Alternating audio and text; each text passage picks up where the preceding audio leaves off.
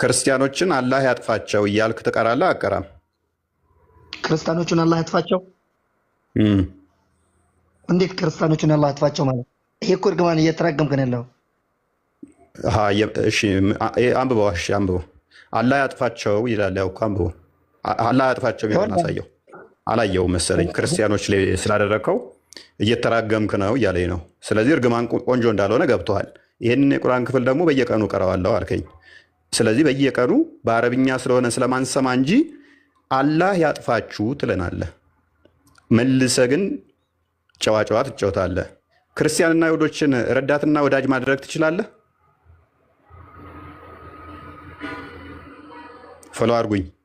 551 ወይም 328ን ክፈትልኝ። ክርስቲያኖችንና አይሁዶችን ረዳትና ወዳጅ ማድረግ ትችላለህ ወይ?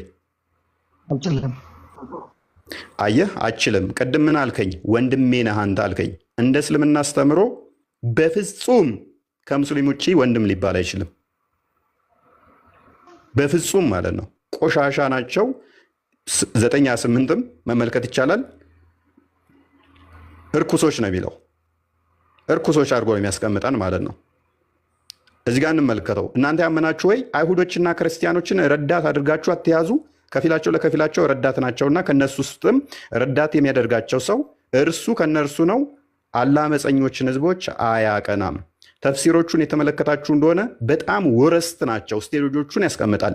ለምሳሌ ከ10 ውስጥ አንደኛው ብቻ ከሆነ ሙስሊም፣ 9ኙ ክርስቲያን ከሆኑ የውሸት ጓደኛ መሆን ትችላለህ ተብሎ ተፈቅዶለታል። በጥርስ እየሳክ ከ9ኙ ጋር አብረህ መኖር ትችላለህ። ግን 9:29ን ቅድም ያነበብንላችሁን እርገማቸው በልብህ በጥርስ ግን ሳቅላቸው ይላል። ቁጥር እኩል እስክትሆን ድረስ እንደዚህ አድርግ። ቁጥር እኩል ስትሆን ግን ከነሱ ጋር ረዳት ወዳጅ አድርጋ አትያዛቸው ይላል። ቁጥር ስበልጥ ደግሞ ሳይ ሙስሊም 21 ላይ ይመጣል። ምድር የአላህና የመሐመድ ብቻ ስለሆነ ተዋጋቸው፣ እነሱ የተዋረዱ ሆነው ጂዚያ በእጅህ ሊከፍሉ ይገባል ይላል። እሺ ቻሌንጅ ላድርግ። አሁን ፎሎ አድርጉኝ። ለምሳሌ ያለመረጃ ያወራሁትን እስቲ አንድ ንገረኝ። እስቲ ፎሎ አድርጉኝ። እዚህ ቦታ ላይ እንደዚህ መረጃ አልጠቀስክም በለኝ። ያለ መረጃ ሲወራ ነው ስድብ የሚባለው አይደለም። አዳምጠኝ። አሁን ሰሞኑ ባነሳው ነገር በመሐመድ ላይ ታፍራላችሁ ብለህ አውርተሃል። ይህን ነገር ብዙ ክርስቲያኖች ደግሞ ቆርጦት ነው እንደዛ አይደለም ብለው ለማስተባበል እየፈለጉ ነበር። ታፍራላችሁ የሚለው ነገር ተቆራርጦ ነው። እውነት ነው። እዚህ ጋር አልዋሸህም። መሐመድ ላይ ነቢዩ መሐመድ ሰለላሁ ዐለይሂ ወሰለም ምናቸው ላይ ነው የምናፍረው? እስኪ ንገረኝ። እሺ በመጀመሪያ ደረጃ በመሐመድ ታፍራላችሁ የተባለበትን ለምን እንደሆነ ቆይ ፕሊስ አዳምጠኛ። ጠየቀኛል። እሱ ንግግር መቼ ነው ያደረግኩት መሰለኝ? የዛሬ 3 ወር ምናምን አካባቢ ይመስለኛል። የእናንተ ኡስታዞች ተሰባስበው የጳውሎስ አሳፋሪ ልምምዶችና ድርጊቶች ብለው ገቡ። ንጽጽር የሚሰሩት እንዳለ ተሰብስበው ማለት ነው።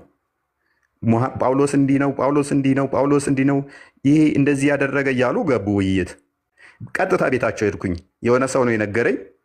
እንደዚህ ስለ ጳውሎስ እያብጠለጠሉ ነው፣ የጳውሎስ አሳፋሪ ልምምድ ብለው ገብተዋል አለኝ። ጳውሎስ አሳፋሪ ሆኖ ሄጄ ቤታቸው ዲቤት አደርጋቸዋለሁኝ ብዬ ቀጥታ ሄድኩኝ ቤታቸው። ኮመንት ላይ አስገቡኝ ብዬ ስጽፍ 1-2 ኮመንት እንደጻፍኩኝ አስገቡኝ። እስቲ ጳውሎስ አሳፋሪ ነው አይደለም ወይንስ የእናንተ ነብይ ነው የሚያሳፍረው? አስገቡኝና በቃ እንወያይበት አልኳቸው። ቤት ዘግታችሁ ከምታወሩ ቤታቸው መጥቼ አስገቡኝ አልኳቸው። ሚዩት አደረጉኝ። ኮመንት ላይ ቁጭ ብለህ ተማር ከኛ ጋር ምናምን ይላሉ ልጆች ማለት ነው። ስለዚህ እኔ ሚዩት ከተደረግኩ ኮመንትን መጻፍ አልችልም፣ ምንም አልሰራም። ተመለስኩኝ። በማግስቱ ገባሁበት። ምን ብዬ እናንተ ናችሁ የምታፍሩበት፣ ስላፈራችሁን አላስገባችሁኝ። ጳውሎስ የሚያሳፍር ምንም የለውም፣ ታፍሩበት አላችሁ። ለእነኛ ምን ላይ ሰጠውበት ማለት ነው። ያነሳችሁት ይሄ ያላችሁት እንዲህ ነው። ኦኬ አይሚን ፎሎ አድርጉኝ። ራስህ ታፍራለህ። አሁን በነብይህ ጥያቄ ልጠይቅህ። አላፍርም። አታፍርም? እሺ ጥያቄ ልጠይቅህ። ስንት ዓመት ነው? ጠይቀኝ። ስንት ዓመት ነው? ተው፣ ስለ መቴ ተው። ጥያቄን ጠይቀኝ። ስለ እኔ የምናመጣው ኦኬ። እሺ ጥያቄ በ56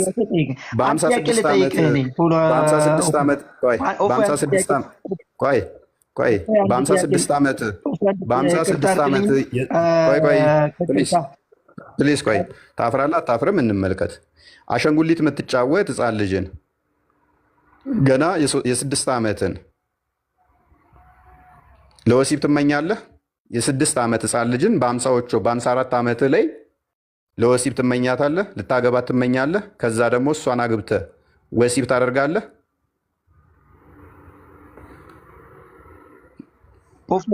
አንዴ ይቅርታ፣ በአካል በጠረጴዛ ዙሪያ ማውራት እንችላለን?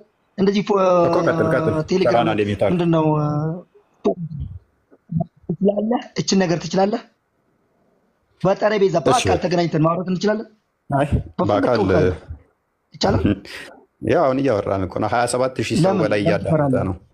አይ አላፍርበትም ካልክ ይህን መልስልኝ። አለማፈር የማየው አላፍርበትም። የጠየቁን ጥያቄ መልስልኝ። እኔ በዲኔ አላፍርም፣ በነቢዩ መሐመድ ሰለላሁ ዐለይሂ ወሰለም አላፍርም። እኔ እናንተ ማንንም አንጨምርም። አትፍራ፣ አትፍራ። ቆይ ጥያቄ ስማኝ አንዴ አለ። እሺ ለማታዳምጠኝም እኔን እኔ አሁን ብዙ ጊዜ የጠየቁን ጥያቄ አትመልስልኝ። በአካል ተገናኝተን በጠረጴዛ ዙሪያ አንተም መጽሐፍ ቅዱስ ይዘህ እኔም ቅዱስ ቁርአንና ሐዲስ የፈለግከውን ይዤ በአካል ማውራት እንችላለን? እሺ በቃ እኔ አላህን ይዤ አንተም ፈጣሪን ይዘህ አትፍራ። ምንም አይነት አንተ ፍርሃት አለ። በዚህ ሰሞን የሚወራው ነገር ምናምን ስጋ ሊኖር ይችላል። ለህይወትህ ስጋ ሊኖር አትፍራ። ይኸውልህ ትክክለኛ መንገድ የያዘ ሰው አይፈራም። እኔ ምንም አልፈራም። አላህን የያዘ ሰው አይፈራም። እና በአካል ተገናኝተን በአካል ተገናኝተን 28,000 ሰው በላይ እያዳመጠ ነው። እባክህ በቃ። ስለዚህ በነብዬ ካላፈርክ የጠየቅኩህን ልመልስልኝ ትችላለህ? ለምን መልስ ስጠኝ። እሺ መልስ ስጠኝ። ኖ መልስ ስጠኝ። ይኸውልህ አንተ የፈጣሪ ሰው ነኝ ብለኛል። እዚህ ጋር እኔ ይኸውልህ እኔ የጠየቁት ጥያቄ ፎሎ አድርጉኝ። በቃ የተሳሳትኩበትን መረጃ ማምጣት ተቻልኩ፣ እሱን እቀበላለሁ። ከዛ ውጭ ግን ፎሎ አድርጉኝ። እወዳለሁ። ከስር ወይን ሆን መረጃ በአካል ለምን ፈራክ? በአካል ለምን ፈራክ? በአካል ምን ፎቶ ልታነሳኝ አይደለም? እኔ በአካል ፎቶ ልታነሳኝ ነው? ምን አደርግልሃለሁ? አይደለም በቃ ፎሎ አድርጉኝ። እሺ ስማኝ አንዴ እንተማመጥ ፕሊስ አንዴ ሚታርግ። በቃ ምንም አልፈራም። አንተና እኔ ብቻ በአካል ተገናኝተን በቃ እሺ አንዴ 400,000 ብር ሊበላ ፈልጎ ነው ልጁ ከሌላ ሰው ጋር ሀሳብን ቀጥ። እሺ 70,000 በላን ካራቸው ነገሮች ነው ያለው።